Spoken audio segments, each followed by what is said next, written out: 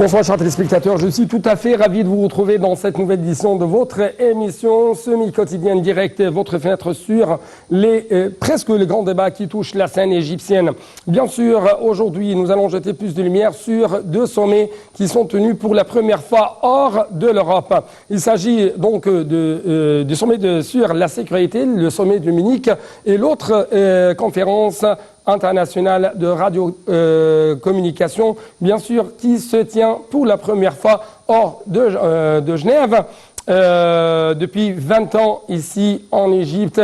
Donc ce sont, si je peux dire, des messages très forts pour tout le monde. L'Égypte est dans une, si je peux dire, phase de stabilisation de jamais vue depuis presque, si je peux dire, même 8 ans, 9 ans.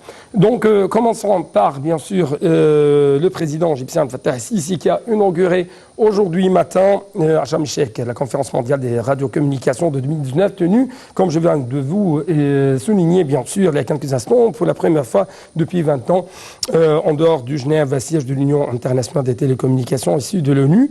Plus de 3500 participants de 140 États, plus de 50 ministres et vice-ministres des télécommunications des divers pays du monde prennent part à la conférence.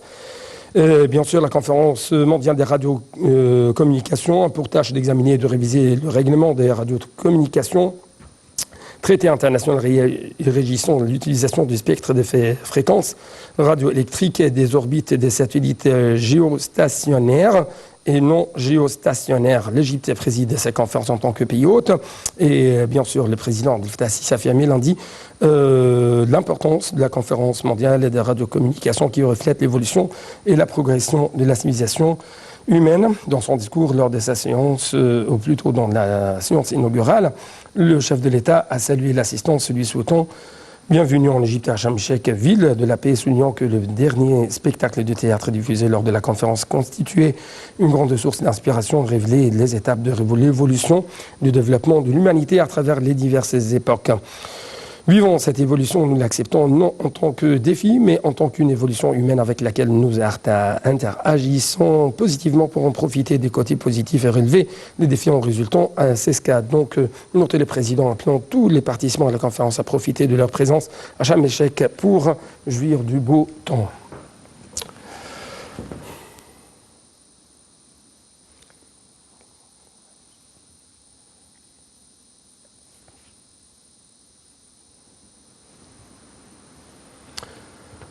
Donc, je crois que nous avons en ligne de la TV internationale pour avoir plus d'explications, plus d'analyses, Madame Mouna Al-Halawani, qui est une directrice de relations culturelles dans les instituts spécialisés comme l'Institut des télécommunications. Donc, docteur ou Madame Mouna Al-Halawani, bonsoir. Bonsoir, monsieur.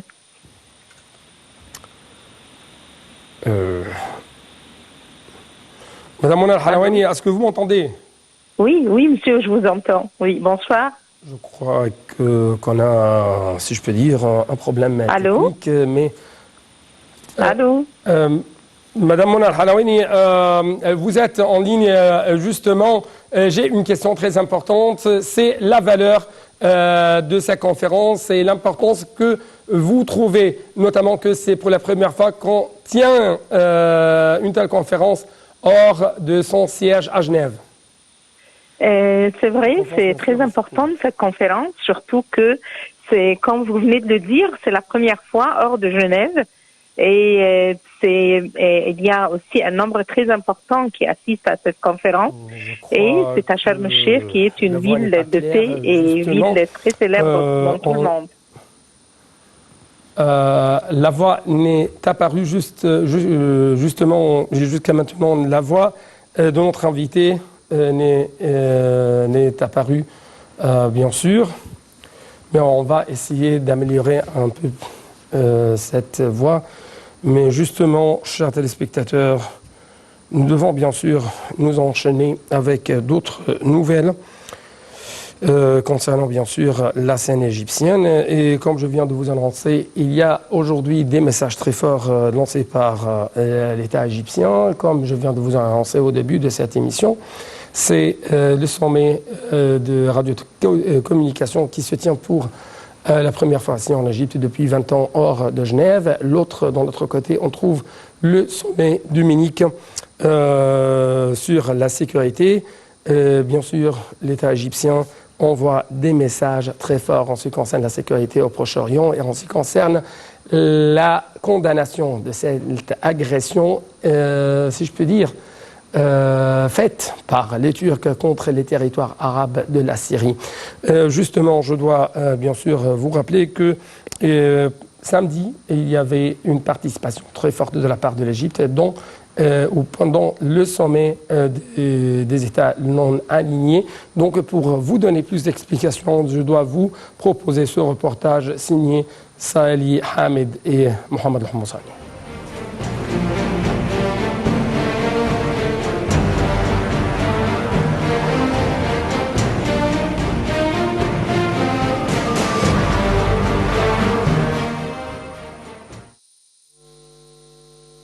Le président Abdel Fattah el-Sisi s'est félicité de voir l'Égypte accueillir pour la première fois les réunions du groupe principal de la conférence de Munich, ce qui révèle la coopération constante et accrue entre les pays concernés et l'Égypte.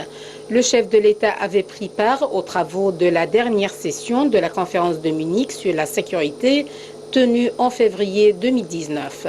Il a, à cet effet, manifesté l'intérêt de l'Égypte de voir sur quoi aboutiront les discussions tenues lors de la réunion du Caire. Le président El-Sisi a souligné l'importance de la conjugaison des efforts internationaux pour affronter les risques relatifs à la sécurité et pour trouver des solutions radicales aux raisons d'instabilité au Moyen-Orient. Le chef de l'État a également mis l'accent sur les démarches égyptiennes destinées à appuyer la stabilité et la sécurité régionale et à réaliser le développement durable pour les communautés de cette région. El-Sisi a parlé de la particularité de la situation au Moyen-Orient et en Afrique, soulignant qu'elle devrait être qualifiée de façon réaliste, loin d'être influencée par les exemples occidentaux. Le chef de l'État a expliqué à cet effet que la politique égyptienne, en traitant avec les crises de la région, se base sur un certain nombre d'invariables, dont en tête la sauvegarde de l'État national et la prévention de son démantèlement, ainsi que sur l'appui qui devrait être apporté aux institutions nationales des États, étant donné qu'elles constituent le principal garant de la stabilité. Le président El-Sisi a souligné l'importance de parvenir au règlement politique, aux crises et de faire prévaloir la volonté des peuples et leur droit à l'autodétermination.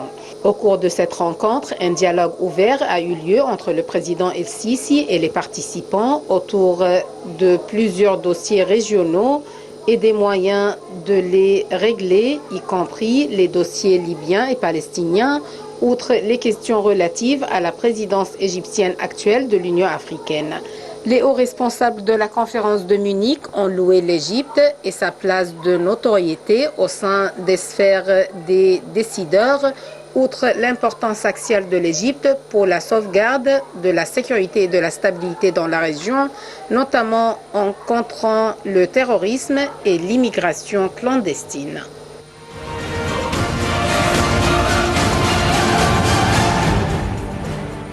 Donc avant d'analyser les autres messages sécuritaires lancés par l'État égyptien, en ce qui concerne la sécurité, bien sûr, ici au Proche-Orient, nous avons récupéré l'appel téléphonique de la part de Mme Mona Al-Halwani, qui est une directrice des relations culturelles dans les instituts spécialisés comme l'Institut des télécommunications. Bonsoir et vous êtes la bienvenue sur la TV internationale.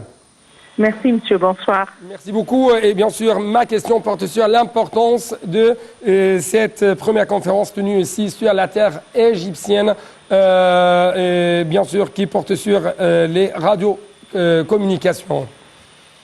Pour l'Égypte, c'est très important sur plusieurs plans. Ouais. D'abord, sur le plan de sécurité, parce que ce nombre important de ministres qui assistent dans notre pays, dans un même endroit, à Sharm el-Sheikh, dans la ville de paix, et pour presque 25 jours. Donc ça, c'est un signe très important de sécurité devant tout le monde, que stabilité et sécurité. Et sur le plan aussi de l'échange des infos, dans un même pays et entre les pays. Ça, c'est très important et c'est à travailler. Donc, ça, c'est le corps de la conférence, surtout qu'il traite cette fois-ci la 5e génération. Oui, oui. Donc, il y a d'autres dimensions qui concernent cette conférence de radio-communication. Oui, mais on a vu même sur le film qui a été projeté l'historique même de l'échange des infos à partir de la poste avec le pigeon même et jusqu'à maintenant avec les satellites, avec les ondes, tout ce qui est très, très moderne maintenant. Oui. Oui. Donc, merci beaucoup pour cette petite analyse en ce qui concerne cette conférence de radio-communication. Merci beaucoup, Madame Mouna Al-Halawani, directrice des relations culturelles dans les instituts spécialisés. Donc, passons, chers téléspectateurs, actuellement à un autre message lancé par l'État égyptien. Cette fois-ci, c'est le Parlement égyptien qui dit aux Européens: il y a une nuance entre l'adoption des droits de l'homme et le soutien apporté aux terroristes. En fait, le président de la Commission de relations extérieures de la Chambre des députés, Karim Darwish, a déclaré que l'Égypte rejetait les tentatives d'évaluation des conditions nationales, en particulier si celles-ci reposaient sur des campagnes systématiques, fausses et politisées, soulignant qu'il y avait une nuance entre l'adoption des droits de l'homme et le soutien apporté aux terroristes. La philosophie du partenariat égypto-européen, depuis la signature de l'accord de partenariat entre l'Égypte et l'Europe en 2001, repose sur un dialogue politique de haut niveau entre deux parties en vue de réaliser le développement et la stabilité. C'est ce qu'a ajouté Darwish lors d'une réunion dimanche avec la ministre plénipotentiaire, chef de la section politique de l'ambassade de l'Union européenne au Caire, Marina Frela. Monsieur Darwish a souligné que le Parlement européen, avec ses nouvelles compositions, n'avait entamé ses travaux qu'en juillet dernier et que ses membres ne devraient pas se hâter de prendre des résolutions concernant les pays amis et partenaires qu'après un examen approfondi des principes du partenariat, de ses constantes, puis tenir un dialogue politique et de véritables réunions avec les représentants du Parlement. Bien sûr, il a appelé la responsable européenne à transmettre les précédents messages au haut représentant de l'Union européenne pour les affaires étrangères, vice-président de la Commission européenne et Conseil des affaires étrangères de l'Union européenne. Donc,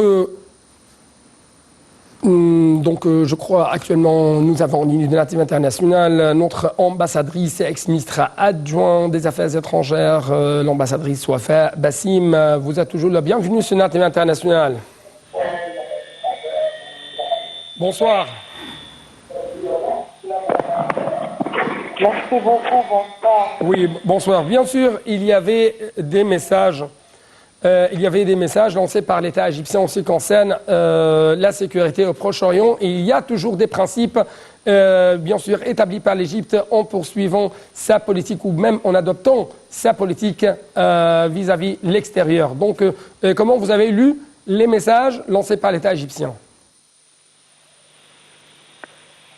Pardon, les messages lancés par lancé par l'État égyptien à partir, bien sûr, de deux sommets, le sommet de non-alignés et le sommet, bien sûr, de la sécurité, le sommet de Munich sur la sécurité. D'accord. D'abord, c'était très clair que pour le sommet des pays non alignés, c'était très clair que l'Égypte, dans son allocution devant le sommet, où l'Égypte a été représentée par son ministre des Affaires étrangères, qui venait d'assister au sommet Afrique-Russie, où il a réitéré tous les principes que notre président avait lancés pendant le sommet Russie-Afrique, oui, dont la non-interférence dans les affaires intérieures des pays, assurer la souveraineté de chaque pays et le respect de cette souveraineté-là. la solution pacifique pour les conflits et les crises, tant que c'est possible. L'importance des Nations Unies est de continuer à travailler sur le plan international pour coopérer et collaborer pour assurer la paix et la stabilité, non seulement sur le plan régional, mais aussi sur le plan international. L'importance du développement, le combat contre le terrorisme et la coopération pour combattre le terrorisme, l'importance aussi et le rôle de l'économie pour soulager la pauvreté dans le monde, qui sera un facteur qui aide à établir plus de stabilité, le développement social, l'intérêt porté aux jeunes, qui est très très important aussi, oui. Et essayer d'arrêter tous les fléaux qu'on voit maintenant sur la scène internationale, dont l'immigration illégale, dont le trafic aux armes petites et moyennes, beaucoup de choses, disons, aussi l'aspect développement, économie, oui. Prospérité sociale, tout cela qui était déjà les principes des pères fondateurs, oui. Des non-alignés. Oui. La même chose, notre président, durant le sommet du core group, du groupe de corps, du oui. Noyau de la conférence de Munich sur oui. La sécurité, quand il a vu hier, il a rencontré hier les grands, disons, les responsables de haut niveau sur le plan international qui ont participé à cette conférence qui se tient au Caire, et avec eux, M. Wolfgang Ischinger, le président de la conférence, les ministres d'affaires étrangères, de défense et les chefs des autorités ou des institutions d'information. Oui. Là, le président, plus ce qu'on a déjà mentionné, il a parlé de l'importance de préserver l'État-nation et d'éviter de l'écraser ou de le fragmenter. Aussi l'importance de l'appui aux institutions nationales et les protéger puisqu'elles sont la garantie essentielle de la stabilité des pays, tout avec les armées nationales, et l'importance de prévenir la propagation des milices armées et des organisations terroristes, ainsi que le respect des volontés des peuples pour assurer leur autodétermination et leur futur. Donc la stabilité, c'est le chemin pour, si je peux dire, un avenir plus florissant pour tout le monde, notamment ici au Proche-Orient. Je dois vous remercier infiniment pour cette intervention téléphonique et bien sûr, chers téléspectateurs, je dois vous rappeler que le Fonds monétaire international a noté que la forte croissance de l'économie égyptienne serait de nature à soutenir les économies du Moyen-Orient et de l'Afrique du Nord, dont le numéro d'octobre du rapport intitulé Perspectives économiques régionales lancé depuis Dubaï. Le FMI s'est attendu à l'augmentation de PIB des pays exportateurs de brut au Moyen-Orient et en Afrique du Nord pour enregistrer 4,4% en 2019, et ce, grâce à la forte croissance économique égyptienne due au redressement du secteur du tourisme et à la hausse de la production du gaz naturel. Bien sûr, si je puis dire, il y avait un petit appel on rappelle plutôt sur le taux de chômage en Égypte qui atteint son plus bas niveau depuis 30 ans, enregistrant 7,5% au deuxième trimestre de 2019 contre 9,9% en 2018. Donc c'est un autre chiffre très intéressant.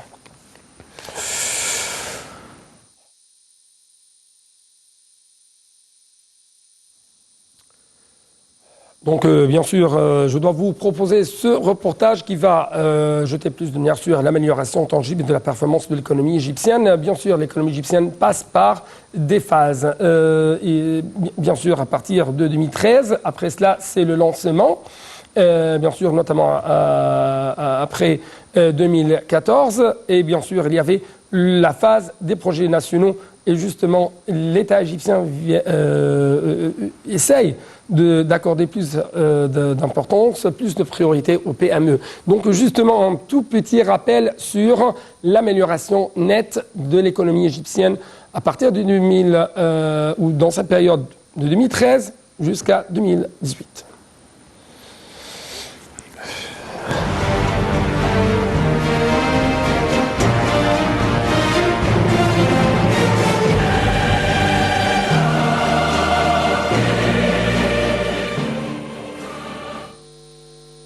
En 2013, Bloomberg avait une vision négative sur l'économie égyptienne et le marché de change en raison du manque de confiance des Égyptiens en leur monnaie, faisant état de la baisse des réserves en devises, alors que sa vision actuelle a tout à fait changé, indique le centre de presse du Conseil des ministres. Il a ainsi exposé les indices positifs que connaît l'économie égyptienne comme l'augmentation des réserves en devises, la baisse du taux de change et la reprise du tourisme, précise le centre. Reuters avait également un avis négatif sur l'économie égyptienne entre 2013 et 2014, des années au cours desquelles il y avait des pires crises d'énergie que l'Égypte ait connues depuis des années. Toujours selon le centre de presse, l'agence Reuters actuellement fait état d'un excédent budgétaire en 2017-2018 pour la première fois depuis 15 ans, de l'augmentation des réserves en devises à 44,4 milliards de livres égyptiennes en septembre 2018 et d'un taux de croissance en 2017-2018 atteignant 5,3%. Il s'agit du niveau le plus élevé depuis 10 ans. Quant au Financial Times, il a mis en lumière plusieurs indices positifs de l'économie égyptienne, dont le programme de réforme économique, la libéralisation du taux de change et la baisse de l'inflation, soulignant que le déficit budgétaire devrait baisser de 8,4% en 2018-19 par rapport à 9,8% en 2017-18.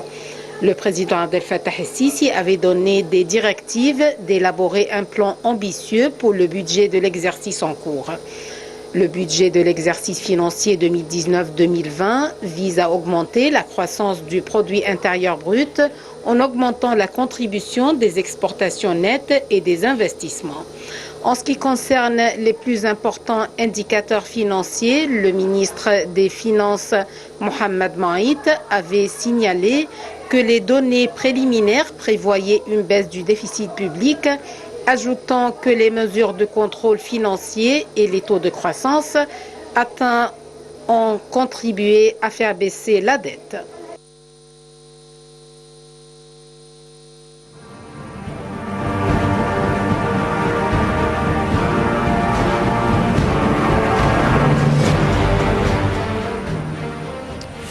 Donc, chers téléspectateurs, je dois vous rappeler que l'État égyptien accorde un vif intérêt justement ces jours-ci, bien sûr, aux investissements étrangers, directs, au secteur privé, mais avant tout aux PME. Bien sûr, le président égyptien Fattah el-Sisi, durant les derniers jours, durant même les derniers mois, a lancé des messages très forts en ce qui concerne les PME, le rôle de ces petites et moyennes entreprises, dont l'enrichissement de la société, dont la création de l'emploi. Bien sûr, il y avait même des instructions et une tendance tout à fait très forte de la part de l'État égyptien afin de former les jeunes Égyptiens dans le domaine de l'entrepreneuriat. Donc, justement, nous avons, bien sûr, au studio de l'International, notre invité de marque, M. Amr. Bien sûr, c'est M. Amr Samaha ou Amr Al-Abbasi. c'est un vice-président des investissements de l'autorité de développement des PME. Vous êtes le bienvenu avec nous sur la chaîne de Nile TV International. Merci à vous. Il y avait un intérêt extrême pour les petits projets et les projets moyens pour l'économie égyptienne. On va étaler après quelques temps les projets nationaux et la phase qui a été très importante dans l'économie égyptienne et faire élever la performance et les capacités de l'économie égyptienne afin de rebasser l'infrastructure. Actuellement, l'État et le président Abdel Fattah el-Sisi essayaient à donner plus de priorité aux petits projets et aux moyens projets. Quel est le but précisément? Au début, je vous remercie infiniment de votre invite aujourd'hui. La base pour les petits projets, les moyens projets est nommée par les savants de l'économie. C'est le locomotive du développement parce que les petits projets représentent à peu près 90% ou 95% de l'économie égyptienne. Et les projets nationaux qui ont eu lieu la récente période, c'est une introduction pour le soutien et l'orientation des investissements et les investissements spéciaux et le secteur privé et élargir dans les activités industrielles. Ce sont des industries alimentaires pour les grandes industries. Voilà, c'est la relation. Il y avait une relation étroite entre les grands projets nationaux gigantesques qui ont fait après cela à faire activiser les industries ou les petits projets ou les moyens projets. Exactement, les grandes industries dépendaient sur les industries alimentaires et ils se vérifiaient et sont classifiés par les petits projets et dépendre d'une façon directe. Cela est sur la base quel est un substitut pour les productions importées de l'étranger. C'est pourquoi le soutien des petits projets et des moyens d'industrie, c'est un soutien pour l'économie de façon directe. En ce qui concerne à donner ou offrir les opportunités de travail pour les jeunes, oui, bien sûr, ils sont petits, mais ils fournissent des occasions de travail pour les jeunes plus que les projets qui dépendaient sur de la main-d'œuvre simple et ils fournissaient des occasions de travail beaucoup parce que les grandes industries dépendaient sur la technologie moderne qui a besoin de des opportunités de travail qui ne sont pas beaucoup, mais ça est le contraire. Vous avez cité qu'un des points qui ont été cités dans les petites industries et les moyennes industries, c'est de répondre au marché intérieur. Oui, bien sûr, il y avait une orientation par le pays aujourd'hui. C'est d'encourager les industries locales et substituer par les grandes industries, par des petites industries locales. Donc, fournir les industries locaux qui fournir ce substitut. On regarde que le président Abdel Fattah el-Sisi soutient ces petites industries et les moyens et faire financer plus pour le service des petites industries. On veut plus de détails. Le service du développement des industries qui a été fondé en avril 2014. Il est surnommé qu'il est le Fonds social pour le développement avec son nouveau forme. C'est pour faire soutenir les petites industries d'une façon complète par les services financiers. Les services qui ne sont pas financiers fournis par le service, on commence par le propriétaire du projet dès le début, comment il fait transformer l'idée à un projet réel à travers un entraînement et après il fait un calendrier pour le projet, après un plan de travail et il commence à faire transformer le projet sur le terrain de la réalité. Tout en continuant les services qui ne sont pas financiers présentés par le PME. Qu'est-ce que ça veut dire les services qui ne sont pas financiers? Il y avait des services financiers et des services qui ne sont pas financiers. Les services qui ne sont pas financiers, représentés par la commercialisation, l'entraînement, participer dans les expositions intérieures et extérieures, et tout cela à travers les bureaux de développement des projets. Nous avons 31 bureaux, c'est-à-dire 27 bureaux, et il y avait dans des gouvernorats plus d'un bureau comme à Sharqiya, Damiet, et Sharqiya et Dir Ramadan. Dir Ramadan, c'est la zone industrielle. Il y avait un grand nombre des usines et de services. C'est-à-dire, premièrement, vous élargissez au niveau des bureaux, au niveau de l'Égypte. Nous avons 31 bureaux. Ce sont des points très importants. Premièrement, c'est l'élargissement, c'est-à-dire l'existence du service qui se trouve dans chaque gouvernorat. Et il y avait les autres bureaux qui se trouvent comme on dit Ramadan, en 6 octobre. Il y avait un bureau qui servait la zone industrielle qui se trouvait, où les propriétaires des projets, le profiteur commence à travers les services qui ne sont pas financiers. S'il y a un nouveau projet, il veut transférer son idée à un projet, il a besoin d'un entraînement et un soutien technique, et pour faire comprendre comment il fait la gestion de son projet. Deuxième point, après avoir fin de la phase de l'entraînement, il commence dans nos bureaux un service qui s'appelle le seul guichet. Ici, vous avez entré une autre phase. Les services qui sont présentés, l'entraînement et l'adaptation. Il peut avoir l'idée d'un projet. Oui, bien sûr, il y avait sur notre site, il y avait des projets réussissants. Il aimait les travaux libres et il regardait quelles sont les catégories qui se trouvent. Et votre rôle, c'est de prendre cette forme à la phase de l'entraînement. Oui, exactement. Il y avait une autre chose qui est importante, c'est diffuser la culture des travails libres. Comment vous devenez un homme d'affaires et vous gérez également les travaux, et je suis un propriétaire d'un projet.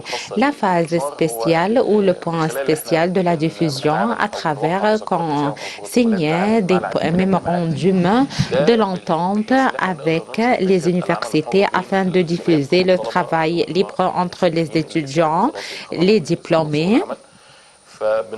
Et on fait éclaircir pour eux les coins ou les éléments ou les idées de travail qu'ils peuvent travailler, les services qu'ils pouvaient obtenir, et comment ils peuvent transférer l'idée de son projet à la phase de travail libre. C'est la culture du travail libre et comment je peux créer mon travail à travers une opportunité et à travers le développement de mon idée. Il y avait un certain transfert. Même dans les idées économiques, le consommateur au producteur. C'est cela ce que vous voulez faire atteindre.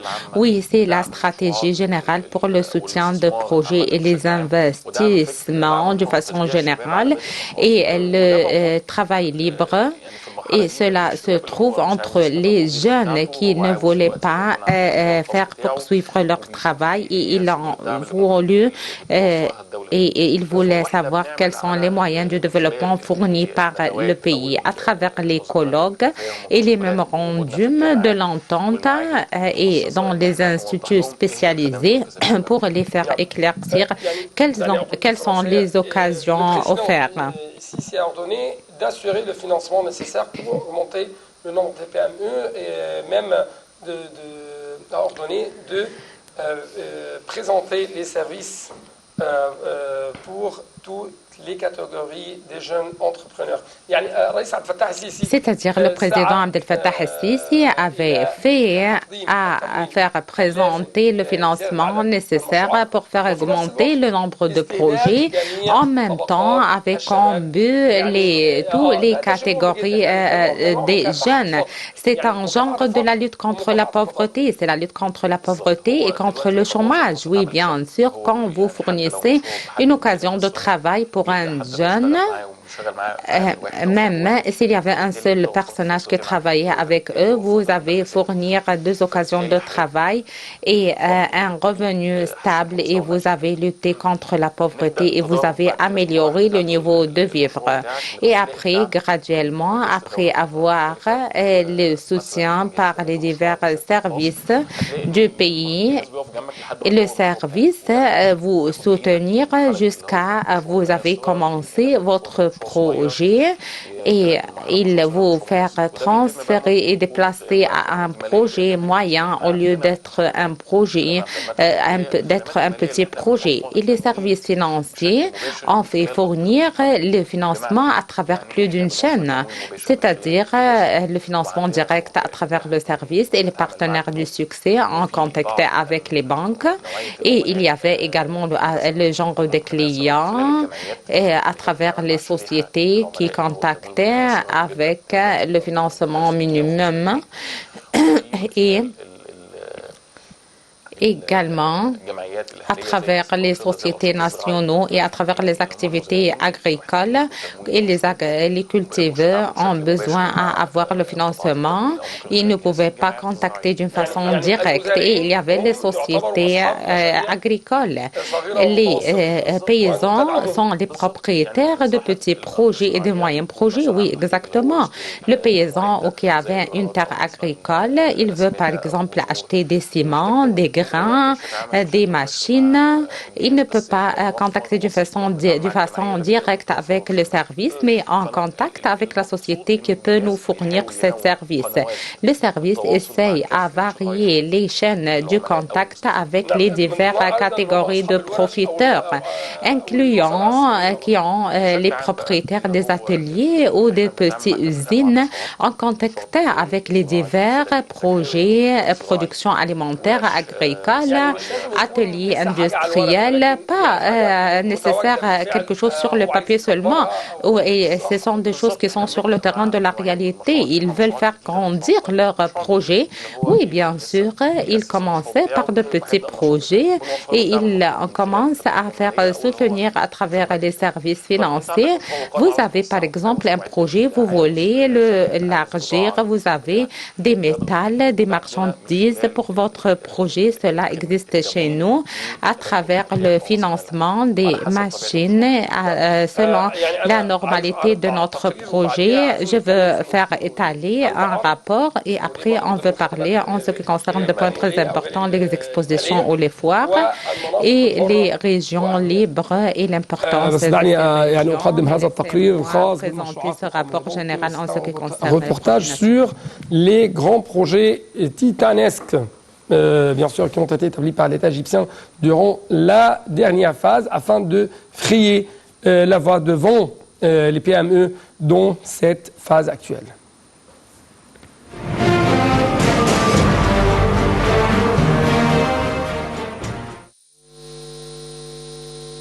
L'Égypte est sur la bonne voie, investissant dans sa jeunesse et mettant à profit tous ses atouts pour accélérer son développement. Elle continue à réformer son économie, à mener à bien des projets titanesques, surtout sur son sol, afin d'améliorer, entre autres, le climat pour les investissements, sans manquer de rappeler la lutte contre le terrorisme. Certains de ces projets gigantesques, dont l'objectif est de créer davantage d'emplois et redresser la courbe du chômage et améliorer le niveau de vie des citoyens. L'Égypte dispose de réserves de gaz, inshore et offshore très importantes, 2200 milliards de mètres cubes en janvier 2015. Entre 2000 et 2011, l'Égypte a triplé sa production de gaz, lui permettant de l'exporter. Les champs gaziers se situent principalement dans le bassin du delta du Nil. L'Égypte s'est également ouverte aux compagnies étrangères d'exploitation comme Eni et British Petroleum. Le gisement de Zohr est le plus grand gisement de gaz trouvé dans l'Est méditerranéen, avec des ressources estimées de l'ordre de 850 milliards de mètres cubes. Il se situe sur le territoire maritime de l'Égypte, à la frontière avec celui de Chypre. Il a été découvert en août 2015 par la compagnie italienne Eni. Cette dernière en assure l'exploitation et détient la majorité des actions, 60%. Elle a vendu le reste à Rosneft, 30%, une compagnie russe, et à British Petroleum, 10%. Ce gisement pourrait assurer l'indépendance énergétique de l'Égypte en matière de gaz. Par ailleurs, la station de production d'électricité à Borollos, située dans le gouvernorat de Kafr el-Sheikh, est considérée comme l'une des plus grandes et des plus importantes dans la région du Proche-Orient. Elle alimente le réseau principal de 4800 MW et s'étend sur 250 fédans. Cette station est un véritable exploit qui a vu le jour grâce à un travail laborieux de 2 ans et demi. 47 millions d'heures pour achever cet ouvrage grandiose. La station de Borollos a le privilège d'alimenter en électricité les projets faramineux qui verront le jour dans son parcours, dont la zone d'investissement se prolonge sur environ 10 000 fédans. La station est située à 16 km du port maritime de Borollos. Aussi, la centrale de Gabal el-Zit, le plus grand parc éolien en Afrique et au Moyen-Orient. L'Égypte a inauguré en 2018 la plus grande station de production d'électricité éolienne en Afrique et au Moyen-Orient et une des 10 plus importantes au monde. La centrale de Gabal el-Zit est située en mer Rouge, la région la plus venteuse d'Égypte.